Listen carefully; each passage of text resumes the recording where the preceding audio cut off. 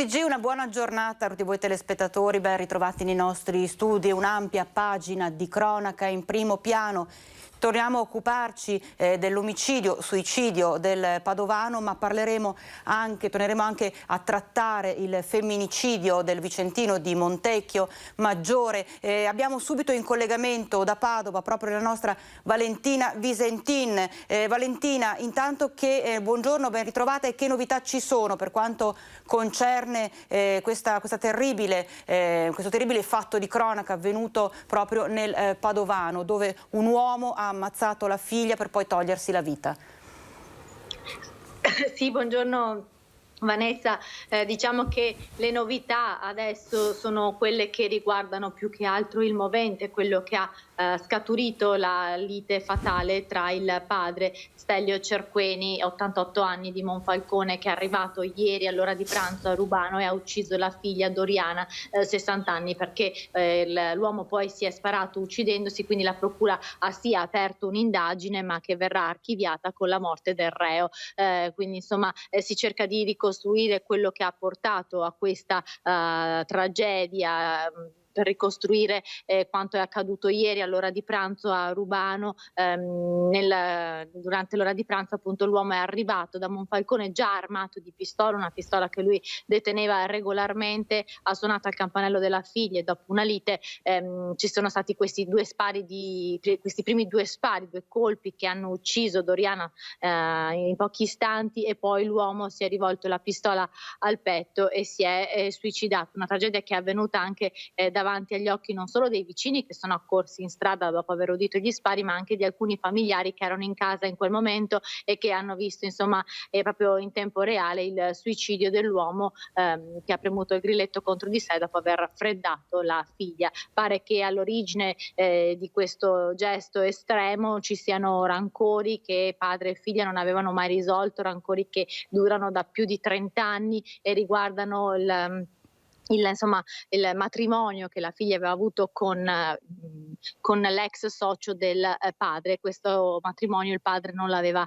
mai accettato, tant'è che avevano interrotto i rapporti e non si vedevano da moltissimo tempo. Quindi forse la stessa donna ieri si è sorpresa nel vedere il padre arrivare a Rubano nel giorno del suo 60° compleanno. Una donna Doriana, descritta come molto cordiale e solare, aveva cresciuto i 3 figli avuti dal marito durante il primo matrimonio come se fossero suoi, quindi era davvero molto ben voluta, e aveva avuto a sua volta un figlio dal marito, figlio che ieri al momento della tragedia era in Sardegna ed è tornato subito a Padova dopo essere stato avvisato della morte della madre. Lui stesso ha confermato che nonno e mamma non si parlavano da moltissimo tempo e anche lui non l'aveva quasi mai conosciuto. Certo, avete realizzato dalla redazione di Padova proprio al proposito un servizio, allora guardiamo assieme il servizio e poi ci ritroviamo, Valentina. Sì. Un rapporto tra padre e figlia che si era interrotto più di 30 anni fa, rancori mai risolti, accentuati dal fatto che la figlia negli anni '80 decise di sposare l'ex socio in affari del padre.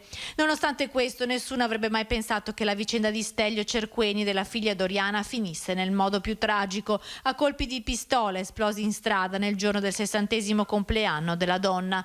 Doriana è stata uccisa dal padre, arrivato a Rubano da Monfalcone con 2 proiettili sparati al culmine di una lite. Stelio, 88 anni, di origine serba, si è poi suicidato sparandosi al petto.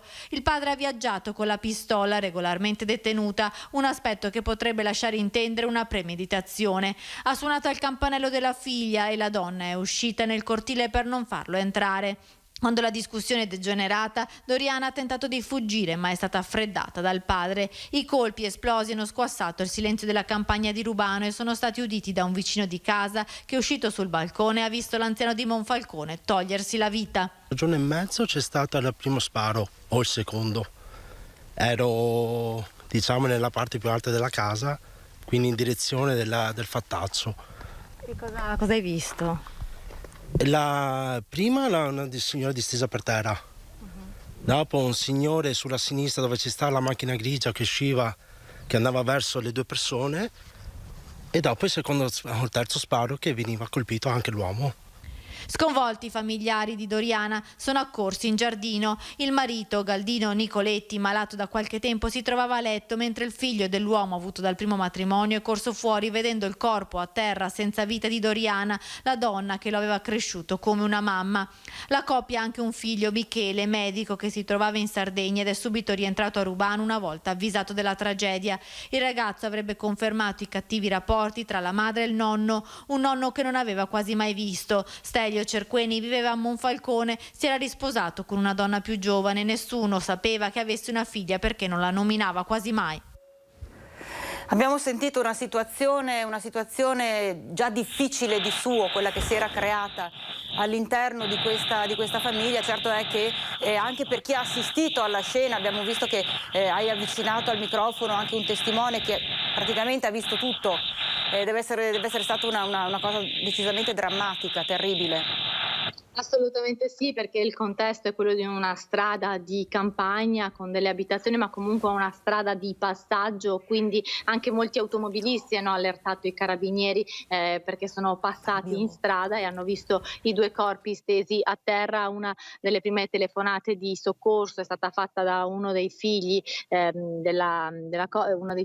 appunto di Nicoletti, il marito di Doriana, che ha subito chiamato i carabinieri, che sono arrivati sul posto, hanno sequestrato la pistola utilizzata per l'omicidio e per il suicidio e hanno identificato le vittime e ricostruito appunto la tragedia, ma comunque ci sono stati parecchi testimoni di questa vicenda. Ecco, ti chiedo, hai provato a sentire un po' in giro la situazione, nel senso che è l'ennesimo femminicidio, tra l'altro, se ne sono verificati 3 nel giro di pochissimo tempo tra il Vicentino e il Padovano. Nel giro di praticamente una settimana 3 donne sono state ammazzate. Sì.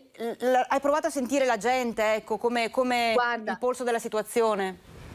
C'è stata anche una dichiarazione del sindaco di Rubano, Sabrina Doni, sindaco del paese appunto dove è avvenuta la tragedia, che commentando proprio quanto accaduto ha fatto riferimento anche agli altri 2 femminicidi che ci sono stati nel giro di pochi giorni nel nostro Veneto. Sono tragedie che colpiscono persone che a volte si conoscono e queste tragedie hanno origine le radici di queste tragedie spesso hanno origini nel passato, ha scritto il sindaco, cercando di far riflettere su quanto queste tragedie a volte siano frutto di un dialogo mancato, quindi insomma una grande sensibilità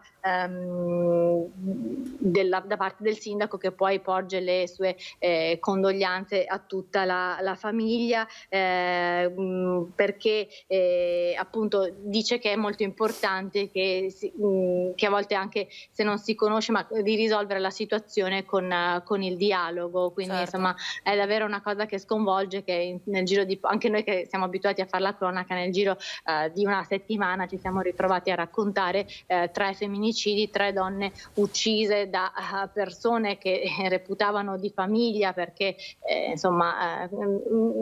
molto spesso la violenza è una violenza che si insinua all'interno delle mura domestiche, quindi da persone con cui noi abbiamo un rapporto che si pensa di amicizia, di affetto. In questo caso appunto i rancori duravano da parecchio tempo, ma non erano mai stati risolti. Certo, tra l'altro poi lo vedremo anche nel corso del nostro notiziario, proprio in mattinata a Vicenza, nel centro di Vicenza, si sta svolgendo questo corteo silenzioso per essere vicini, appunto, per ricordare tutte le vittime, le donne vittime di femminicidio, appunto. Quindi più che altro per sensibilizzare l'opinione pubblica sul discorso, sulla questione, ai noi sempre troppo attuale, legata alla violenza sulle donne. E Valentina, altre novità da Padova ci sono? Per quanto riguarda Padova, il punto della situazione sull'epidemia, ancora dati pessimi per quanto riguarda il numero dei contagi, perché Padova si conferma essere la città con più contagi. Oggi ci sarà l'ennesima manifestazione Novax in centro a Padova. Questa volta il corteo è stato spostato dopo un vertice in prefettura nuovamente, con un tragitto che questa volta accontenta di più i commercianti, perché si svolgerà dalla stazione fino a Piazza Mazzini, quindi evitando sia Piazza Duomo, che ormai da più di 10 sabati era stata occupata dai manifestanti che blindavano letteralmente la città e impedivano ai commercianti di poter lavorare e ai padovani di poter vivere serenamente le piazze. Quindi la manifestazione partirà dalla stazione e arriverà fino in Piazza Mazzini, sarà sempre dalle 17 circa fino alle 20. Quindi questa è la notizia di oggi, e poi lunedì si comincerà invece con la somministrazione della terza dose di vaccino per i super fragili dell'USL 6, seguiti dall'USL 6, dall'azienda ospedaliera e dallo IOV, che verranno, e quindi anche i pazienti oncologici rientrano in questa categoria, e quindi verranno direttamente contattati per la somministrazione della vaccinazione in ambulatorio. Ecco, per quanto riguarda proprio il Green Pass e soprattutto l'obbligatorietà dal 15 ottobre prossimo, sia per lavoratori del pubblico che del privato, che aria tira lì a Padova? Allora, ieri abbiamo sentito il sindaco di Padova, Sergio Giordani, che si è detto contento di questa regola. È una regola che va rispettata, e lui stesso farà scattare i controlli a partire dal 15 di ottobre, quando il Green Pass diventerà obbligatorio nei luoghi di lavoro pubblico e privato.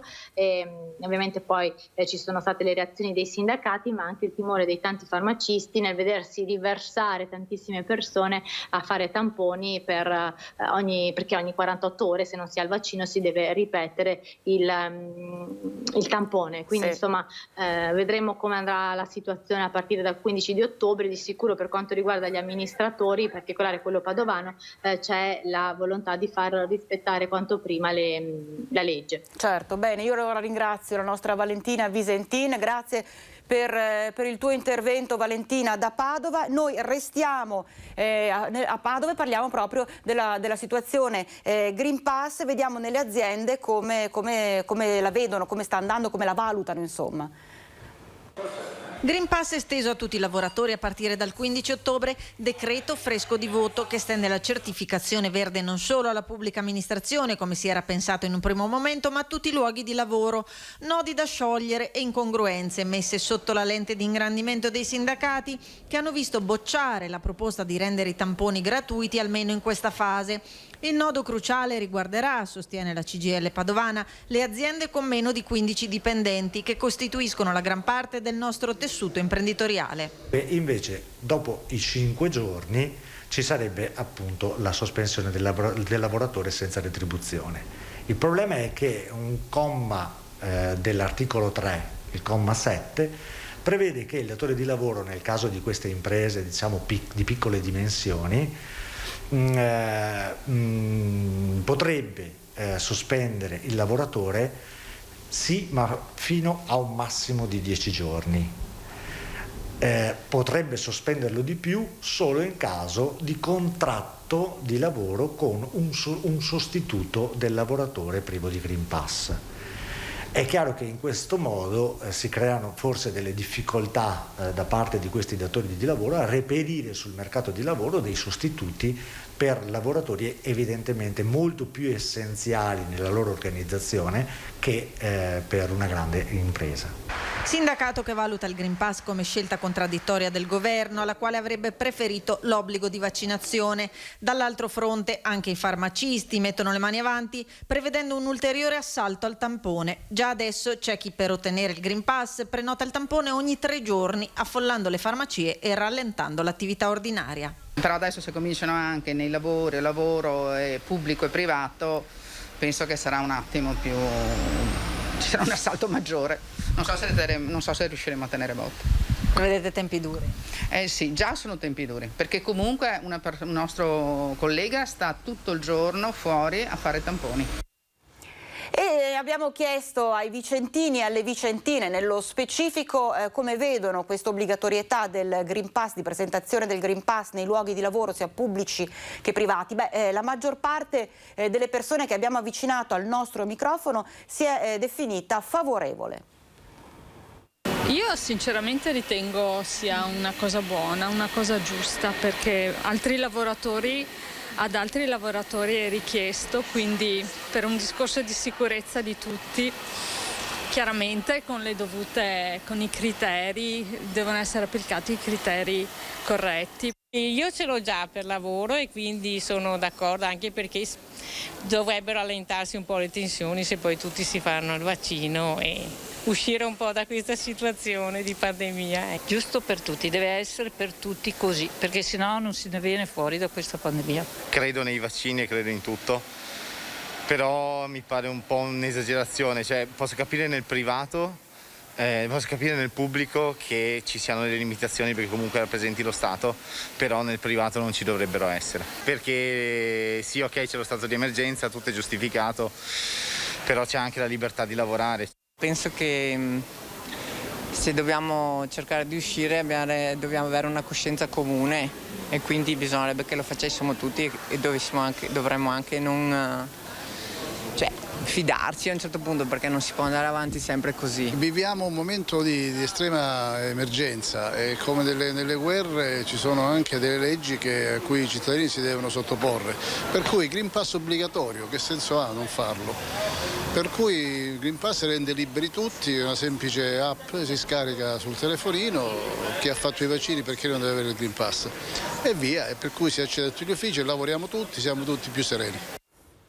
C'è una breve pausa, poi andremo in collegamento con Vicenza per seguire assieme a Gabriella Basso in diretta il corteo che si è svolto proprio in centro città contro la violenza sulle donne. A tra pochissimo.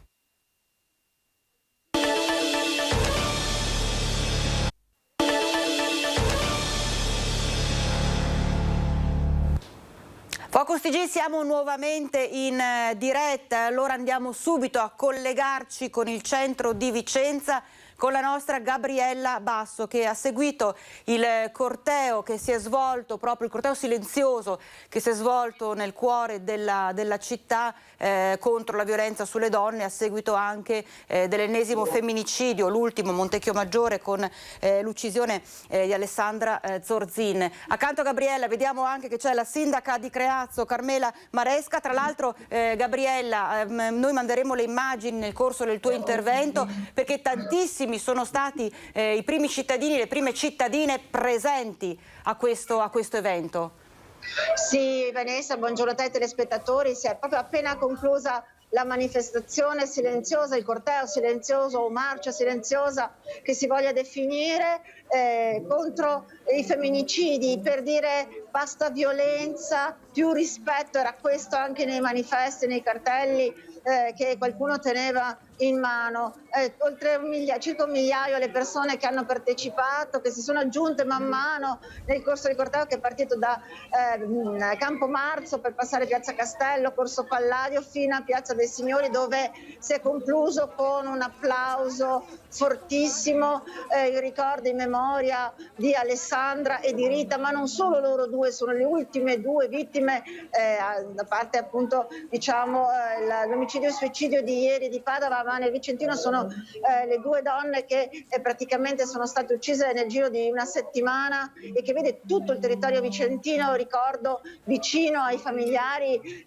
Già le bandiere sono a mezz'asta, i sindaci sono venuti appunto in manifestazione oggi, ma le vittime di femminicidio, volevo dire, dall'inizio dell'anno sono tantissime, sono numeri importanti, una scia di sangue interminabile, e tutti, anche gli amministratori, ci hanno detto serve potenziare i centri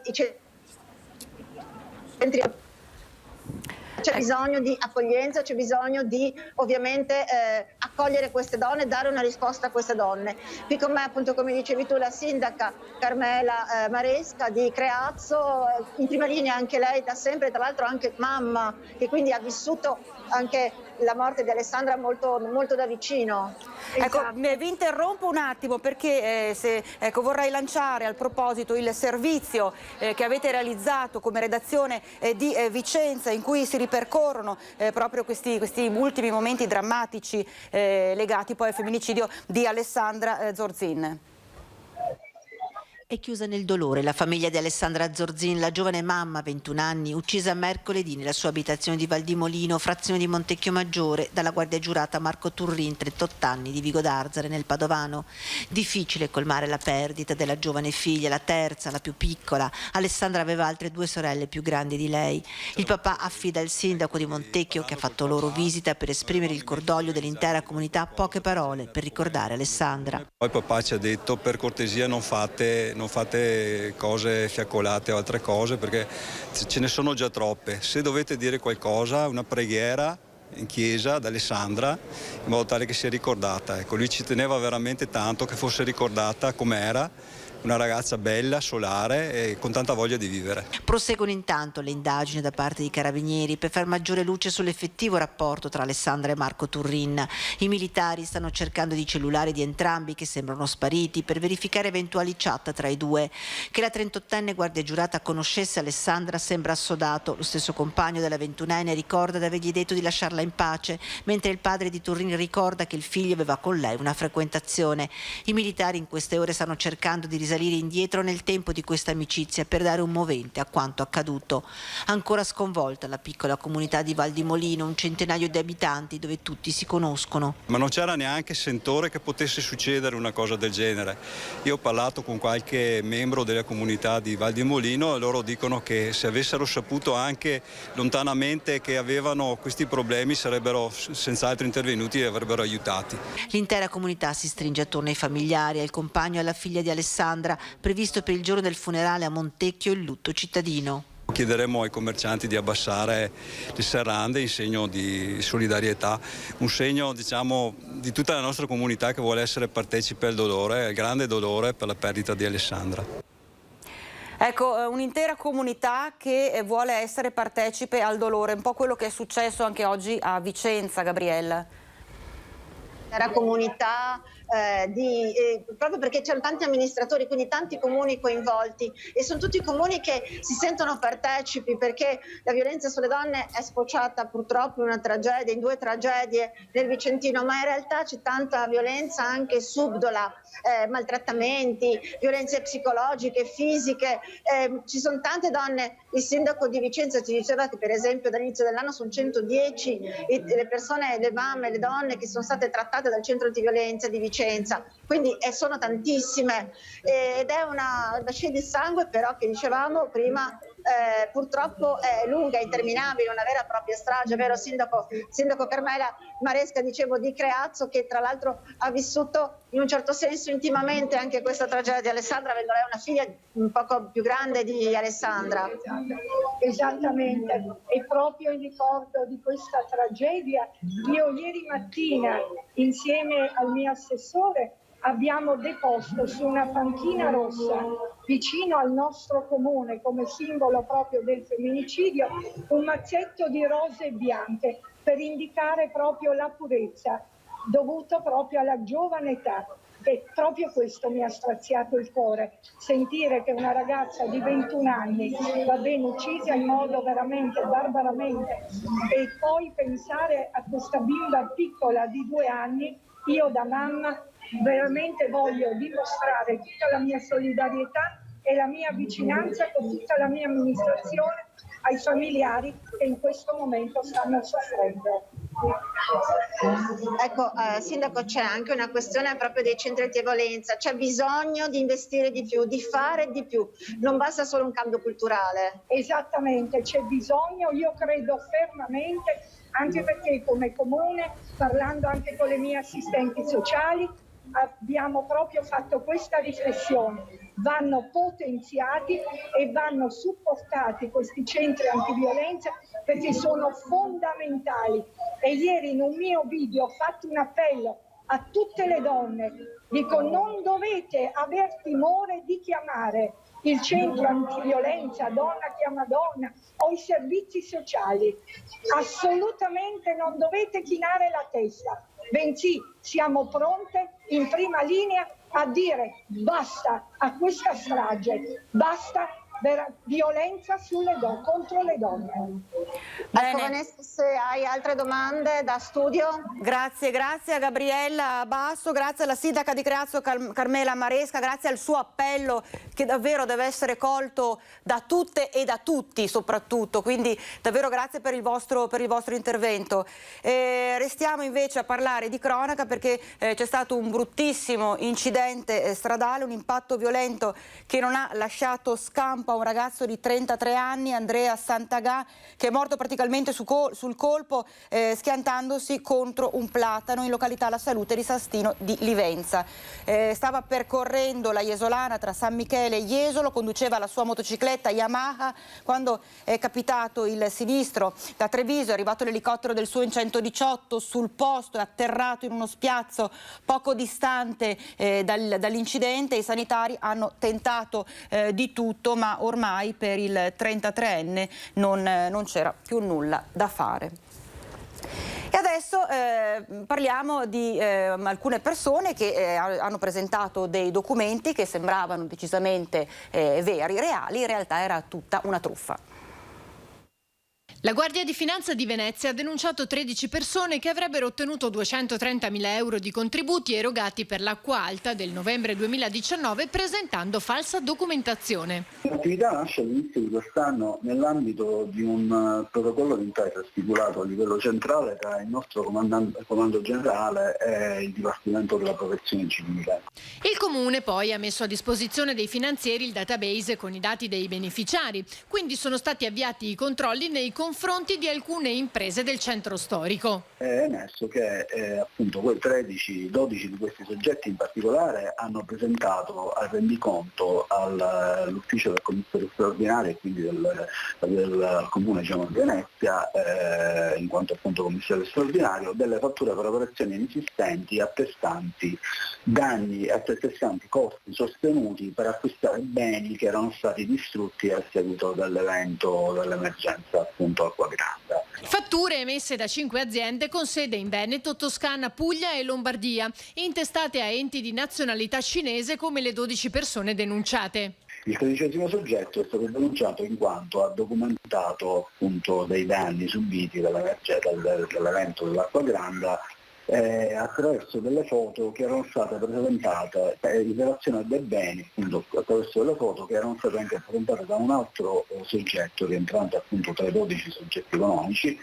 il quale questo altro soggetto aveva presentato anche fatture delle relazioni esistenti a provvedimento. In pratica gli stessi beni, per l'utilizzare degli stessi beni era stato chiesto 2 volte il contributo per l'acqua alta. Le 13 persone sono accusate di truffa aggravata per il conseguimento di erogazioni pubbliche e utilizzo di fatture per operazioni inesistenti. I 12 operatori economici cinesi che hanno ottenuto i soldi ora dovranno restituirli. E ancora cronaca con i carabinieri di Valli del Pasubio che sono intervenuti a Torre Belvicino in una zona boschiva e impervia della contrada Costalunga per cercare una piantagione illegale di cannabis della quale erano venuti a conoscenza a seguito di un'attività investigativa. Difficili perlustrazioni che sono durate diverse ore, che hanno portato a trovare 36 piante appunto per produrre marijuana ben nascoste in una zona caratterizzata da una flora particolarmente rigogliosa e fitta. Sono corse ore per la rimozione totale della piantagione, trasportata poi alla locale stazione dei Carabinieri. È stata confermata la presenza di ingente principio attivo all'interno dei fiori, è stato sequestrato tutto il materiale, si tratta di diversi etti di marijuana che stavano per finire nel mercato illecito. E ancora Carabinieri, ma questa volta siamo a Valdagno, che hanno arrestato un 20enne che aveva più volte violato la misura cautelare dell'obbligo di presentazione giornaliero alla polizia giudiziaria e l'obbligo di dimora. E questo 20enne ha così violato più volte queste condizioni, tanto che adesso è stato arrestato e per lui sono stati decisi i domiciliari, quindi i carabinieri hanno optato per i domiciliari. Parliamo invece adesso della situazione Covid, situazione contagi, e andiamo a vedere com'è nel Trevigiano, perché ci sono parecchie donne incinte che sono state ricoverate e non erano vaccinate. E la realtà vera è che purtroppo ancora abbiamo persone in terapia intensiva. Oggi abbiamo 2 donne gravide alla 27esima e alla 30esima settimana a rischio, non vaccinate, di origine straniera, che purtroppo non essendo vaccinate sono in terapia intensiva. E in più abbiamo un'altra gravida di 28 settimane in pneumologia non vaccinata. 3 donne incinte non vaccinate in gravi condizioni, 2 in terapia intensiva, 1 in pneumologia. E questo è il volto forse più drammatico di un virus che, se non si trova di fronte allo scudo del vaccino, può fare ancora danni seri. Lo dimostra la storia della maestra Novax, che l'anno scorso era stata sospesa dall'Istituto Giovanni XXIII di Treviso perché, oltre a rifiutarsi di indossare la mascherina in classe, aveva anche cominciato a diffondere tesi negazioniste tra i suoi alunni. Si trova ora ricoverata in terapia intensiva a Mestre. Chi non si vaccina è il rischio grossissimo che possa poi arrivare in terapia intensiva. La maestra è una di queste, ci dispiace, però credo che sia un segnale importante per tutti. Vaccinatevi, vaccinatevi, vaccinatevi. Corsa al vaccino che ha subito un'accelerazione improvvisa dopo l'ok al nuovo decreto sul Super Green Pass, con l'estensione dell'obbligo a tutti i lavoratori. Non pensavamo neanche noi che fosse un boom così veloce. Stiamo ricevendo il 40% in più di richieste di vaccinazione. Questo è fondamentale, è bellissimo, perché ci dà la possibilità veramente di coprire quella parte delle persone che ancora per n motivi avevano deciso di non vaccinarsi. Nel frattempo si aggiorna il numero delle classi sottoposte a provvedimenti nella Marca. Sono in tutto 35, di queste 11 quarantene e gli altri monitoraggi. È facile prendere la variante inglese, la variante Delta. I ragazzi però non rischiano di andare in terapia intensiva, ma i loro genitori, i loro parenti e gli amici di una certa età possono rischiare veramente se non sono vaccinati. Questo è il quadro del contagio e dei ricoveri, che resta comunque sotto i livelli di guardia, a pochi giorni dall'arrivo al Vax Point di Villorba del generale Figliuolo, per dare il via alla somministrazione della terza dose di vaccino in Veneto per i soggetti più fragili. Siamo pronti ad affrontare tranquillamente la terza dose e dare una risposta alla nostra cittadinanza. E nel Bellunese 16 nuovi casi positivi. È sotto controllo l'evoluzione dei contagi da SARS-CoV-2 nel Bellunese, ma l'attenzione resta costantemente alta. Lo testimonia l'avvio del nuovo anno scolastico, che sin dai primi giorni ha mostrato le prime criticità monitorate dal team scuola del Dipartimento di Prevenzione di ULSS Dolomiti. Abbiamo 2 nidi che sono chiusi, tra cui il nido aziendale del San Martino, che però riapre il lunedì. Abbiamo delle scuole dell'infanzia con circa un 74 persone che in questo momento sono in sorveglianza, una superiore che è sotto monitoraggio, così come un piccolo gruppo di insegnanti che avevano fatto un incontro prima dell'inizio dell'anno scolastico e che sono oggetto in questo momento di un monitoraggio più attento. La campagna vaccinale procede bene. Lunedì prossimo sarà dato avvio alla somministrazione della terza dose ai soggetti più fragili. Partiremo con la vaccinazione con la terza dose per i pazienti dializzati, trapiantati, per i superfragili. Li stiamo contattando. Frattanto, dopo i chiarimenti del decreto del 4 agosto sul vaccino in gravidanza e allattamento, l'ULSS Dolomiti ha avviato un percorso dedicato che sarà operativo dal 20 settembre. Le nostre ostetriche e i nostri ginecologi risponderanno direttamente alle future mamme, e non solo alle future mamme, anche alle mamme che sono già in allattamento, oppure alle donne che vorrebbero intraprendere una gravidanza. Noi abbiamo strutturato un percorso in cui le nostre unità operative risponderanno tramite un counseling telefonico oppure una in presenza, con degli orari e delle giornate prefissate dove le donne si possono presentare e chiedere tutte le informazioni che necessitano. Un modo per sciogliere paure e riserve di qualunque tipo. Un'altra iniziativa volta ad andare incontro ai bisogni della popolazione del territorio è rappresentata dalla vaccinazione senza ago. È stato ritrovato nel mercato questo dispositivo, è una pennetta che non ha l'ago ed inietta la dose di vaccino con la pressione. Ieri abbiamo fatto le prime somministrazioni a queste persone che sono andate molto bene.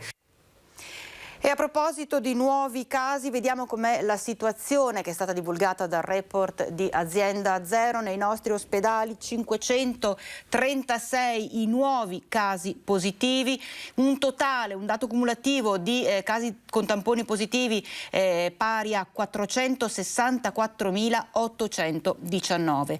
Andando a vedere invece com'è la situazione all'interno degli ospedali, vediamo che ci sono 0 nuovi pazienti in area non critica e ci sono 2 pazienti in meno in terapia intensiva.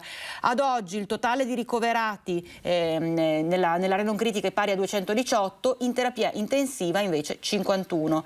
2 invece le persone che nel corso delle ultime 24 ore non ce l'hanno fatta, hanno perso la vita causa Covid.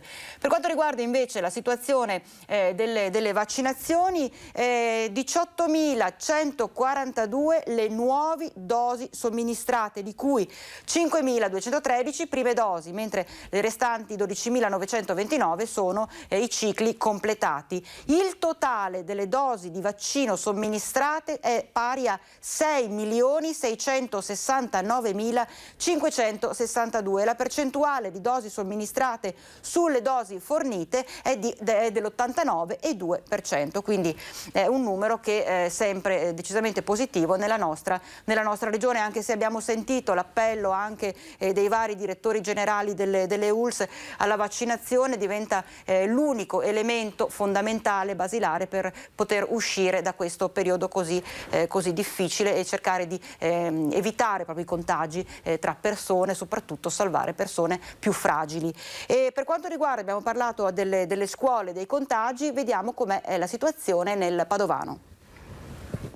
Salgono ad 8 le sezioni di nidi e infanzia, limitatamente alle strutture comunali, in quarantena. Nonostante controlli, precauzioni, spazi esterni, distanziamento, a distanza di 2 settimane dall'inizio si prende atto dei numeri, segno della circolazione del virus. Abbiamo raggiunto 8 sezioni tra nidi e scuole dell'infanzia, adesso anzi qualcuno è già rientrato, per cui si sono già riaperte. Però devo constatare che i contagi ci sono, come sapevamo, i contagi ci sono all'interno delle comunità e il virus sta girando nella città, tra la gente, tra i negozi. Personale scolastico e amministrazione ormai collaudati nella gestione della pandemia nelle strutture scolastiche. Noi stiamo operando come e meglio dello scorso anno, perché in più abbiamo anche il controllo del Green Pass, e con enormi fatiche, perché lo dobbiamo fare in entrata e in uscita dei bambini e deve essere fatto dai nostri operatori, perché non ci sono state date possibilità di inserimento nelle piattaforme che danno per default il controllo del Green Pass. Quindi spero che questa situazione venga anche normata dal Ministero. La proposta è quella di rivedere le modalità della quarantena per evitare la paralisi degli istituti. Io spero che chi è competente in materia possa rivalutare la situazione, rivalutare il valore del contagio, alla luce anche di tanti asintomatici che ci sono. Ci separiamo per qualche minuto, ci troviamo subito dopo il break.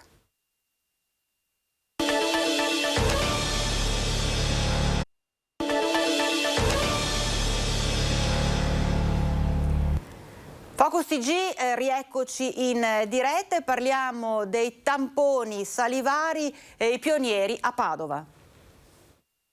La nostra esperienza è iniziata nell'ottobre dello scorso anno con tutti i dipendenti dell'Università di Padova, da giugno con tutti i dipendenti dell'azienda ospedale università e adesso con il programma Sentinelle del Ministero e della Regione che coinvolge i ragazzi delle scuole. Quindi ormai i dati sono certi, ci sono dati di letteratura, ma anche la nostra esperienza che dice che il campione salivare dà risultati accurati. Sui 53 tamponi salivari molecolari eseguiti dagli studenti del Cornaro, solo uno è stato raccolto in maniera non adeguata, spiega il professor Plebani, a testimoniare che non solo sono affidabili al punto da fornire il codice fiscale del virus e non invasivi, ma anche facili da eseguire.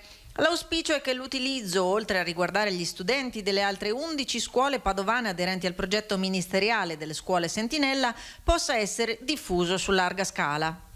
L'estensione sarà possibile nel momento in cui credo che ci saranno dei passaggi burocratici anche a livello regionale e nazionale, e poi quando ci sarà la disponibilità di poterlo eseguire su grande scala. E la diagnostica di laboratorio ha esercitato un ruolo fondamentale, specie in questi 2 anni. Qui al laboratorio di biologia molecolare ci spiegano il viaggio che compie il campione salivare molecolare per essere processato. Viene effettuata una fase di check-in che consente di monitorare il processo fin dall'inizio mediante lettura del codice a barre. Il campione viene prima centrifugato e poi caricato sulla nostra strumentazione in un processo completamente automatizzato. Sul video alla vostra destra potete vedere il risultato finale, che si evidenzia mediante l'amplificazione, in questo caso, di 3 geni del Covid-19. La presenza di tutti e 3 i geni contemporaneamente ci consente di affermare senza alcun dubbio che è presente il Covid-19 nel campione salivare. Ma le frontiere della ricerca guardano sempre ad un passo in avanti.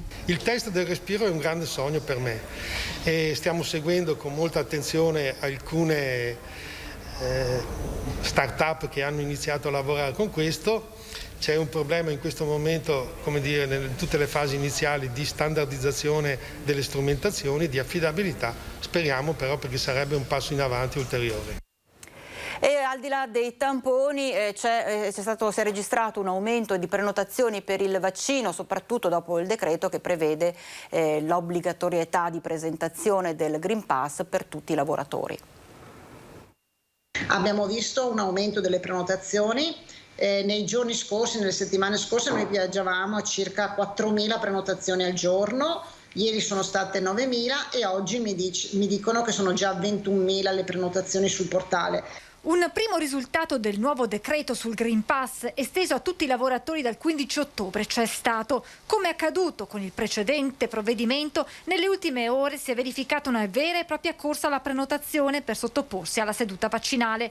La macchina del Veneto, che può contare oggi su un magazzino di 700.000 fiale, è pronta, mentre da lunedì negli hub della regione si inizierà con la terza dose. Coinvolti nella prima fase i soggetti vulnerabili e immunodepressi, complessivamente 72.000 persone, per poi passare agli over 80, a ospiti e operatori dell'RSA e ai sanitari. Tutto questo mentre nella nostra regione la curva dell'epidemia ha raggiunto il cosiddetto plateau, una fase di stabilità che si spera preceda quella discendente. Dall'ultimo monitoraggio dell'IS, l'RConT in Veneto si attesta a 0,80 con un'incidenza di 72 casi ogni 100.000 abitanti. Crescono di un punto percentuale le terapie intensive al 6%, al 4% l'area non critica, numeri dunque da piena zona bianca. E arrivano anche i dati sui primi 250 test consegnati dalle scuole Sentinella.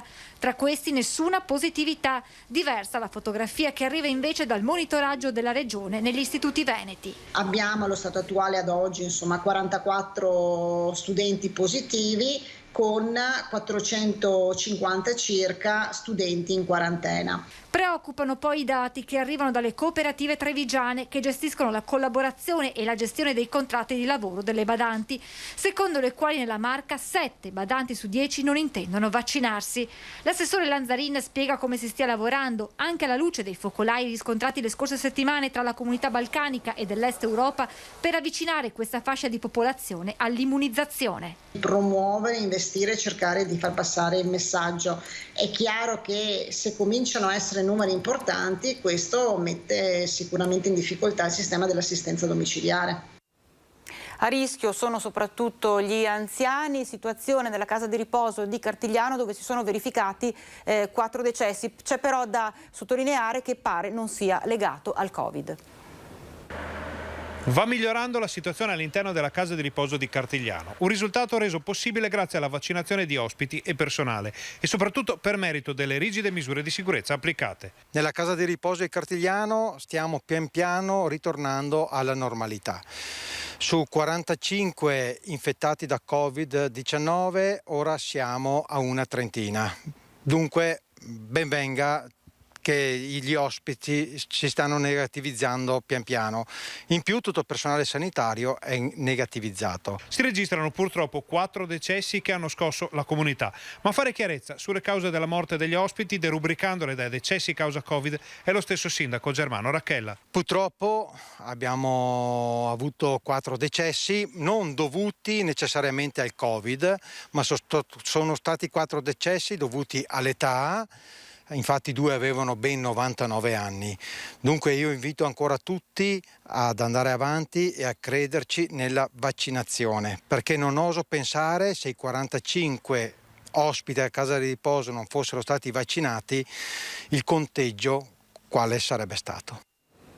Adesso andiamo a Venezia e ci occupiamo della visita della Ministra della Giustizia.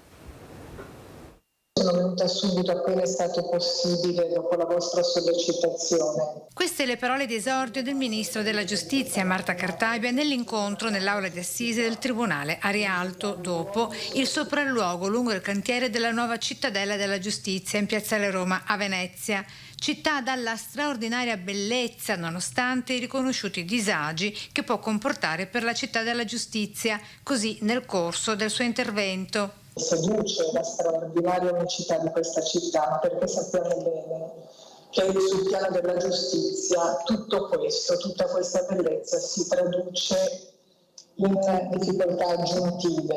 Nei miei occhi delle istantanee che porterò a Roma, ha poi aggiunto. Nel breve tragitto che abbiamo fatto insieme, il Presidente della Corte d'Appello mi ha consegnato un'immagine che mi porto a casa, la porterò al Ministero, perché l'immagine del motoscafo pieno di fascicoli, stracarico di fascicoli, le difficoltà di approdo, la difficoltà di trovare persino il personale adeguato che svolga questa funzione basilare, essenziale, ma fondamentale come il motoscafista, diciamo che non sarebbe emersa ai miei occhi in modo così vivido nella sua importanza se non con una visita di persona. Sul tavolo anche l'attualissima riforma della giustizia con le risorse finanziarie garantite dal governo per sgravare il lavoro dei giudici e accelerare i procedimenti. L'ufficio del processo è l'aspetto a cui più tengo, è il mattone della cittadella delle riforme a cui stiamo lavorando, a quella in cui mi riconosco maggiormente. Così il ministro, per il quale si tratta del tassello che mancava per cominciare a svoltare. C'è l'immagine ora di una giustizia in cui il giudice non è più da solo, ma è supportato da una squadra di assistenti. È un cambio di paradigma, ha poi aggiunto, che viene da sperimentazioni fatte in altri settori e anche all'estero. La giustizia necessita imperiosamente di un cambio di passo. E restiamo nel veneziano perché una scrittrice mestrina che versa in gravi condizioni economiche ha deciso di incatenarsi con un collare dei cani davanti agli uffici dell'INPS. Dai post provocatori ai fatti, il passo è stato breve. Sui social chiedeva di essere adottata come femmina di razza umana, vaccinata e automunita.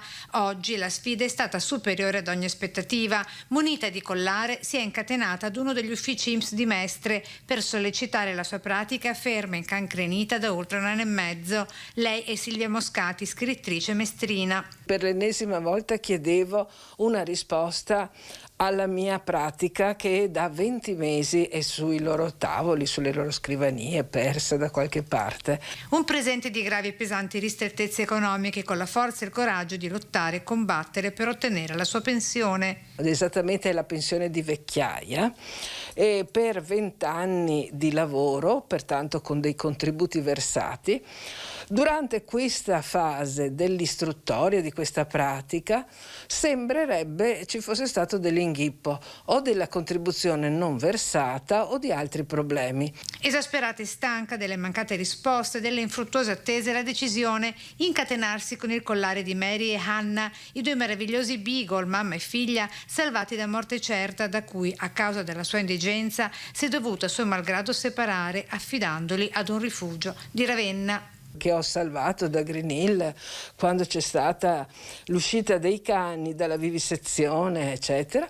E io avevo preso queste 2 cagnoline e le ho tenute fino ad oggi, ma ho dovuto darle in adozione. Essendo ridotta molto male, non avendo nessuna altra entrata per poter vivere. Silvia, stimata scrittrice e autrice di molti articoli per quotidiani e riviste online, chiede soltanto di poter vivere dignitosamente, percependo ciò che le spetta, la sua pensione. La sua pratica però, sembra da Mestre, si trovi ora all'INPS di Treviso. E invece la faccenda è rimandata a lunedì. La storia continua.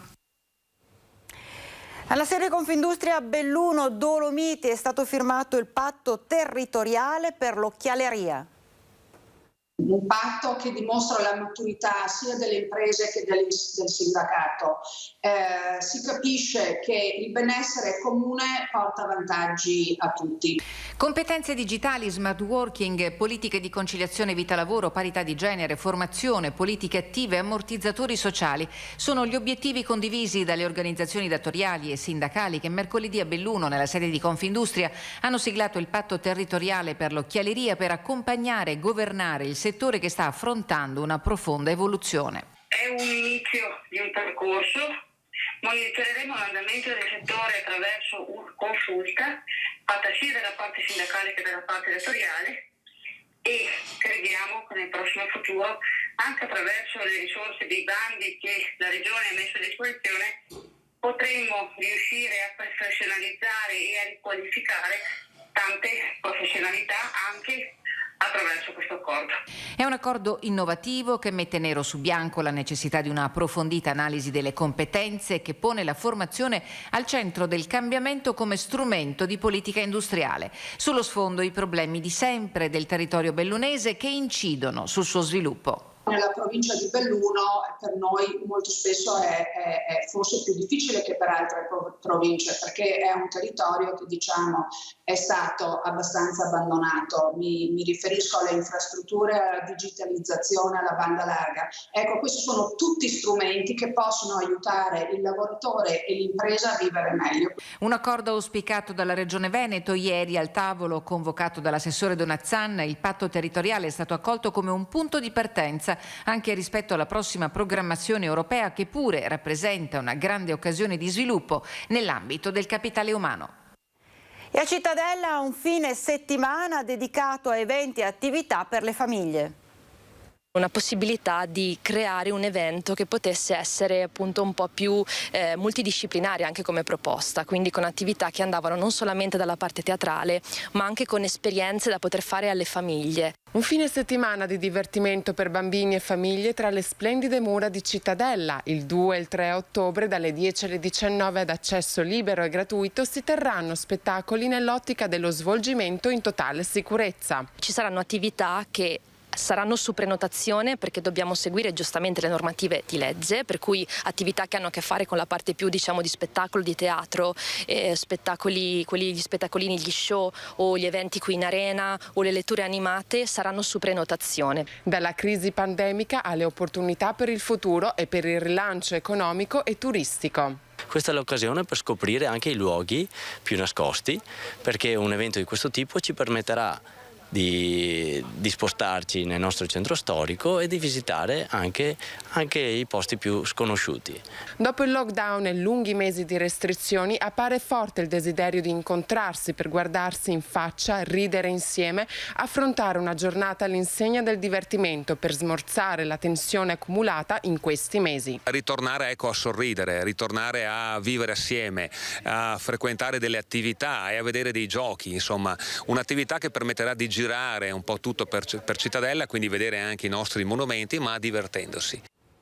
Questo era anche il nostro ultimo servizio. Ricordo gli appuntamenti serali: 18:50 TG Bassano, 19:15 TG Vicenza. Grazie per averci seguito, una buona giornata, arrivederci.